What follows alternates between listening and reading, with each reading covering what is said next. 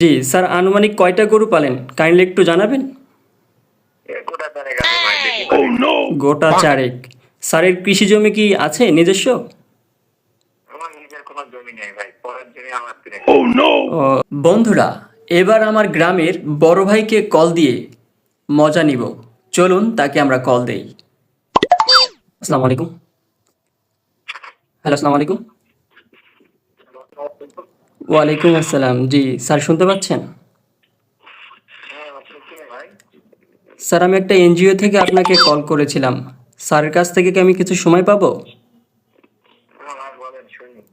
জি, আপনি কি খায়রুল স্যার বলছেন? হ্যাঁ ভাই। দেখতে পাচ্ছি স্যার, আপনি গোপালপুর থেকে কথা বলছেন, তাই তো? হ্যাঁ বলেন। স্যার, যে কারণে আপনাকে কল করেছিলাম, স্যার আপনাকে আমি কিছু প্রশ্ন করব, আপনি শুধু উত্তরগুলো দিবেন, হ্যাঁ? হ্যাঁ বলেন। হ্যাঁ বলেন বলেন। জি স্যার, যে কারণে আপনাদের ফোন করা, কেননা আমরা এখান থেকে কৃষকের তথ্য নিচ্ছি, যারা গরিব অসহায় রয়েছে তাদের আমরা পাশে দাঁড়াবো। বুঝতে পেরেছেন? হ্যাঁ বলেন।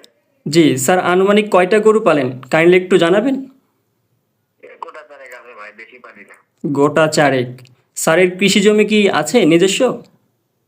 আমার নিজের কোনো জমি নেই ভাই, পরের জমি আমার কিনে খাই। ও, সো স্যাড। তাহলে স্যার দেখতে পাচ্ছি আপনি অনেক গরিব, অনেক অসহায়, তাই তো? আল্লাহ জীবনে চলাই, আল্লাহ লাভ স্যার, শুক্র। আমরা কি আপনাকে সহযোগিতা করতে পারি? আমরা সহযোগিতা করলে আপনি কি সহযোগিতার হাত বাড়াবেন স্যার? কি সহযোগিতা ভাই? স্যার, যেহেতু আপনি চারটা গরু পালেন, কৃষি কোনো জমি নেই, আমরা যদি আপনাকে কৃষি জমি দিয়ে সহযোগিতা করি, আপনি কি নেবেন? সেটা পাবো কোথায় ভাই? স্যার, আমরা আপনাকে দেব, আপনি নিলে আমরা দিতে পারবো স্যার, আপনি কি নেবেন? দেন। জি স্যার। তাহলে স্যার আপনাকে যে কাজটি করতে হবে স্যার, আপনার যে বাড়ির সম্পত্তিটা রয়েছে সেটা আমাদের নামে লিখে দিতে হবে। তার পরিবর্তে আমরা আপনাকে 2 বিঘা জমি কিনে দিব আবাদ করার জন্য। পারবেন স্যার? ভাই বাড়ির জমি থাকলে কি ভাই, তাহলে পড়ার জন্য আবাদ করি। স্যার, আপনি যে বাসায় বসবাস করেন, মানে যেখানে আপনি বসবাস করছেন, আপনি সেই জমিটা আমাদের নামে লিখে দিতে হবে।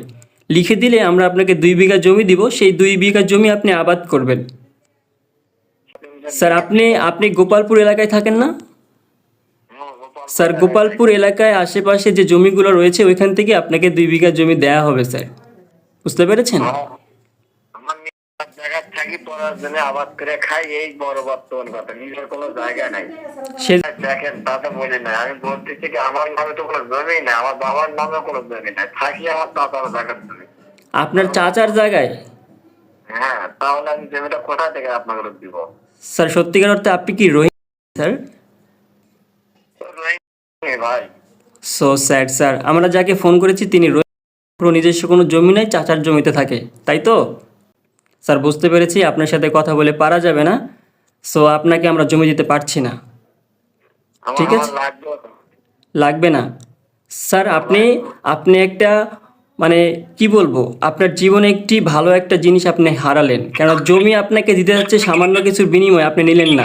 2 বিঘা জমি, সেটা আপনার পার্মানেন্টলি হয়ে যেত স্যার। ওই 2 বিঘার দরকার নাই ভাই, স্যার, 2 বিঘা নেবেন না? দরকার নাই। আপনার জন্য আপনার কাছে রাখেন, আপনি ভালো হন, ওটাই ভালো আছে ভাই। আমার জন্য স্বপ্ন নাই। স্যার, আমরা অসহায়দের পাশে দাঁড়ায় একটা সংঘ। তো ভাই সঙ্গ নেওয়ার দরকার নাই ভাই, 1 নম্বর কথায় আগেই তো কোনো প্রয়োজন নাই। ও, তাহলে আপনার বাড়ির জমি আমাদের লিখে দিবেন না এবং 2 বিঘা জমি নেবেন না, তাই তো? আমার জায়গা ভাইরে ভাই, কাকে কল করেছি! তাকে বলি একটা, সে বলে আর একটা। যাই হোক, সে আমাদের এই গ্রামের আমার সম্মানিত বড় ভাই। সো অনেক ভালো লাগলো কথা বলে। সো ভাইকে এখন ফোন দিয়ে বলবো যে ভাই, এতক্ষণ তোমার সাথে মজা করছিলাম, যা বলছি জাস্ট ফানি হিসেবে নিও। সো বন্ধুরা, ভিডিওটি কেমন লাগলো অবশ্যই কমেন্টস করে জানাবেন। ধন্যবাদ।